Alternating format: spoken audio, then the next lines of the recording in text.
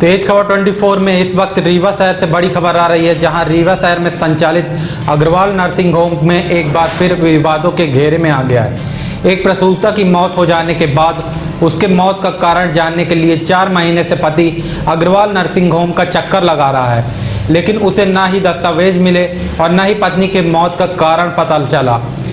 इधर nursing home का staff गुंडागर्दी पर उतारू है और परिजनों को कोर्ट में देख लेने की बात कह रहा है। हम लोग भगवान का दर्जा देते हैं इनको, डॉक्टर को हम भगवान का दर्जा देते हैं, लेकिन ये हत्यारे ऐसे डॉक्टर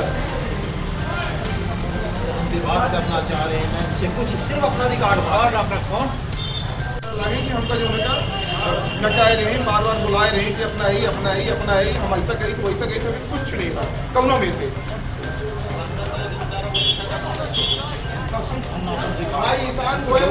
फाइल आपने रखी है मेरे पर्स से, मेरी बहू के पर्स से इन्होंने कागज निकाले। हमारे पूरे संगठन बैठ के यहीं धरना धरेंगे, हम लोग हॉस्पिटल नहीं चलने देंगे, हम बता रहे हैं। इसी बात को लेकर आज अग्रवाल नर्सिंग होम में एक बार फिर विवाद की स्थिति निर्मित हो गई। अग्रवाल नर्सिंग होम के चिकित्सक पर आरोप लगाते हुए मृतका विद्या सिंह के पति प्रशांत सिंह ने बताया कि 24 अक्टूबर को प्रसव पीड़ा के कारण उसकी पत्नी को अस्पताल में भर्ती कराया गया था। 25 अक्टूबर की सुबह ऑपरेशन किया गया, जिसके बाद उसकी पत्नी की मौत हो गई।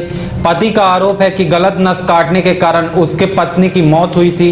इसके बाद उसे संजय गांधी अस्पताल के लिए लाया गया, जहां चिकित्सकों ने उसे मृत घोषित किया।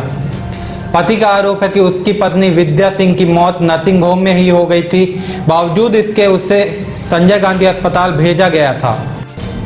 पत्नी की मौत का कारण जानने के लिए नर्सिंग होम में बार बार वह दस्तावेज मांग रहा है, जिसके आधार पर उसका उपचार चल रहा था, लेकिन मृतका के दस्तावेज नर्सिंग होम किसी भी हालत में देने को तैयार नहीं है। मेरी वाइफ का यहाँ ट्रीटमेंट चल रहा था, जब से वो प्रेग्नेंट हुई थी 4-5 महीने से प्रॉपर ट्रीटमेंट ले रहे थे। उन्होंने बोला हमारे पास वो सभी फैसिलिटीज़ है, अब हम उनको प्रोवाइड करवाएंगे, सेफ डिलीवरी करवाएंगे। 4-5 मिनट जिस दिन को एडमिट कराया गया था, करीब 8:30 बजे हम रात को यहाँ पे लेके आए हैं। 12:30 बजे तक वो हमारे साथ टहल रही थी। इन्होंने 12-12:30 करीब इनको लेबर रूम में ले गए। इन्होंने लेबर रूम हुआ, 1:44 में बेबी हुआ। इसके बाद 3 घंटे तक इन्होंने हमें कोई इन्फॉर्म नहीं किया। 3:30 बजे मुझे लेके आते हैं और बोलते हैं आप इनको GMS लेके चले जाओ। वहाँ पे लेके जाते हैं, मृत घोषित कर दिया जाता है। बाद में इनके लड़के से मिलने आया, उसने बोला कि हाँ, मैं उनसे पूछा कि क्यों डेथ हो गई, आप बता सकते हो। बहुत हमारे रिक्वेस्ट करने, उन्होंने बोला कि वेंटिलेटर हम प्रोवाइड नहीं कर पाए, ब्लड की सुविधा नहीं दे पाए और ऑक्सीजन प्रॉपर नहीं थी, उसकी डेथ हो गई। तो मैंने उनसे पूछा कि नहीं थी तो आप पहले रिफ़र कर देते उसको। मेरे डॉक्यूमेंट तक ये चुरा के रख लिए। पिछले 3 महीने से मैं इनको 10 बार आ चुका, मेरे डॉक्यूमेंट ये प्रोवाइड नहीं करवा पा रहे हैं। मेडिकल नेग्लिजेंस, इन्होंने पूरी तरह से लापरवाही बरती, इसके कारण उसकी डेथ हो गई और पूरी तरह से इनके पास कोई सुविधाएं नहीं है, कोई सुविधाएं नहीं है कि यहाँ पे प्रॉपर और सेफ डिलीवरी करवाया जा सके। PM रिपोर्ट में साफ साफ लिख के आ रहा है कि ब्लड एक्स्ट्रा फ्लो के कारण उनकी डेथ हो गई, हेमरेज हो गया है। मैं इनसे पूछने आया कि आपने 1 यूनिट भी ब्लड चढ़ा देते एटलीस्ट। इनके पास कोई सुविधा ही नहीं। 2 घंटे से 3 घंटे तक उसमें साफ साफ जो सार पेज लगा हुआ है 4.5 सेंटीमीटर के। इनके पास ऐसी कोई सुविधाएं नहीं है कि मेरी वाइफ को बचाया जा सके। ये क्यों इस तरह हॉस्पिटल चला रहे हैं, क्यों नर्सिंग होम चला रहे हैं? मैं पूरी तरह से प्रशासन से न्याय चाहता हूँ।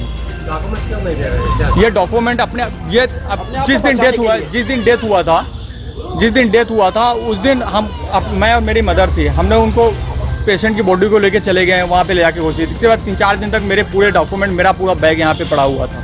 4 दिन बाद मेरी सिस्टर आती है, मैंने बोला कि जाओ वहाँ से बैग पड़ा। उस बैग में मैं अभी जब चेक किया डॉक्यूमेंट में, उस डॉक्यूमेंट में सोनोग्राफी वगैरह की रिपोर्ट है, दवाई वगैरह की रिपोर्ट है, बट इनकी जो फीस मैंने जमा करी वो रिसिप्ट गायब है। और भी जो इनके द्वारा ऑथेंटिकेशन हमको दिया जाता था वो पूरी तरह से गायब। इन्होंने पूरी तरह से हमारे रिकॉर्ड भी मैनिपुलेट कर दिए। मैं बस इतना इनसे पूछता हूँ, डिलीवरी के बाद नहीं, डेथ तो 3-4 घंटे बाद हुई है डिलीवरी की, यहीं पे रखे हुए थे ये पूरी तरह से। जब यहाँ से पेशेंट को ले, इनके पास एम्बुलेंस नहीं था। एम्बुलेंस में इनके एक एम्बुलेंस खड़ा हुआ था, जिसको आप देखिए हटा दिया इन्होंने। उस एम्बुलेंस में बोले कि बैक गियर नहीं लगता है, स्टार्ट किया, इसके बाद बोले बैक गियर नहीं लगता है। इन्होंने ऑक्सीजन की सुविधा नहीं दी। मतलब इन्होंने पूरी तरह से, मेरे हिसाब से पूरी तरह से मर्डर था इनका। इन्होंने मार दिया मेरी वाइफ को। कितनी फीस दे चुके हैं आप? इनको फीस मेरे द्वारा इनको एक तो कंसल्टेंसी फीस लगती थी और 40,000 50,000 रुपये जो मेरे से एक्स्ट्रा जमा करवाती थी, वो फीस लिख के देती थी। वो फीस मैंने इनको पे करवाया। इनको पास एक 10,000 रुपये की रिसीप्ट मेरे पास पड़ी हुई है, वो सादे पेपर में ये लिख के दी नहीं थी।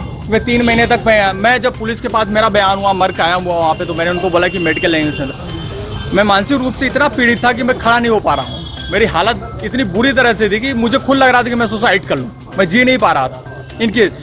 मैं 1-2-3 बार अपने बहन भाइयों को भेजा इनके पास कि आप एटलीस्ट मुझे मेडिकल डॉक्यूमेंट तो प्रोवाइड करा दो, वो दे नहीं रहा। हम पुलिस के पास गए तो पुलिस बोले कि एक काम, जब हमारे पास पीएम रिपोर्ट आ जाएगी उस आधार पे हम कार्रवाई करेंगे। हमने पीएम रिपोर्ट जब पाया उसमें देखा कि सीजेरियन एक्स्ट्रा लगा हुआ है। इसके बाद हमने कार्रवाई करना शुरू किया, इनसे पूछना शुरू किया। अब ये सही तरीके से हमें रिस्पॉन्स नहीं कर रहे हैं एंड सब जवाब दे रहे हैं। जो भी होगा अब क्या बता सकते हैं। प्रशांत सिंह का आरोप है कि पत्नी को अस्पताल ले जाते समय उसका बैग नर्सिंग होम में ही छूट गया था। जब 2 दिन बाद वापस आया तो बैग मिल गया, लेकिन उसमें डॉक्यूमेंट गायब कर दिए गए थे। इस बात को लेकर अग्रवाल नर्सिंग होम के चिकित्सक किसी भी तरह से परिजनों से बात करने को तैयार नहीं है। आपको बता दें कि अग्रवाल नर्सिंग होम कई बार विवादों के घेरे में आ चुका है, फिर चाहे वह अवैध रूप से सोनोग्राफी करने का मामला हो या फिर अन्य मामले हो। वहीं परिजनों द्वारा किए गए हंगामे की सूचना पर मौके पर पहुंची पुलिस ने मामले को शांत कराया है। फिलहाल बातचीत का दौर जारी है। पास तो होगा एक कॉपी, रिकॉर्ड होगा।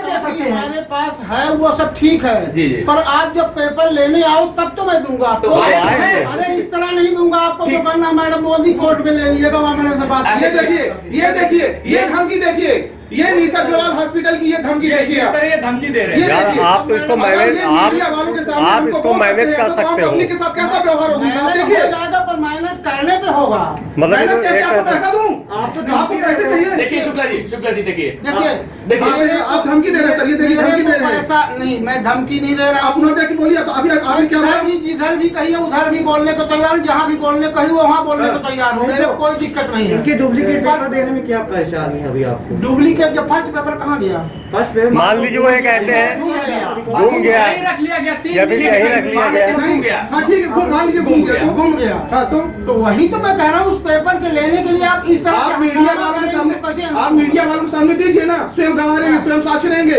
वो नहीं, अभी जब उसको सुनिए। ढूंढेंगे, सुन लीजिए, हाँ। 6 महीने का केस हो गया, उस चीज को ढूंढेंगे फिर तब ना आपके कंप्यूटर में फीड है जो आप रिसीप्ट तो नहीं मुझे निकाल के दीजिए कि मेरा एडमिट थी वो। क्या मैं आप आपको रिसीप्ट कहता तो हूँ? वो रिसीप्ट आप भी आप खुद को 100 मिनट में डिलीट हो जाता है। मेरे को 100 आप यहाँ मिनट पे कोई नहीं वो सब मेरे डॉक्यूमेंट इन्होंने निकाल के रख लिए, मेरी पूरी फाइल। डिलीवरी के लिए यहाँ आई थी तो उनकी मृत्यु हो गई थी, जिसकी जांच एसडीओपी साहब सिरमौर कर रहे हैं। इनको रिकॉर्ड की आवश्यकता और रिकॉर्ड मंगाएंगे। सर ये 4 महीने से भटक रहे हैं, इनको रिकॉर्ड अपडेट नहीं कराया जाना क्यों? पुलिस द्वारा मंगा लिए जाएंगे रिकॉर्ड। अभी क्या स्थिति, अभी क्यों लोग रिकॉर्ड नहीं दे रहे हैं? वो रिकॉर्ड अगर वो उनसे लिखित में मांगेंगे पुलिस को देंगे रिकॉर्ड, अगर उनके पास होगा देंगे, क्यों न देंगे। सर FIR भी दर्ज नहीं कराया जा रहा अभी तक। वो जांच कर रहे हैं एसडीओपी साहब से, जो तथ्य पाएंगे वही न करेंगे। कब से जांच चल रही है सर? हाँ अब वो तो एसडीओपी साहब बताएंगे कब से जांच है।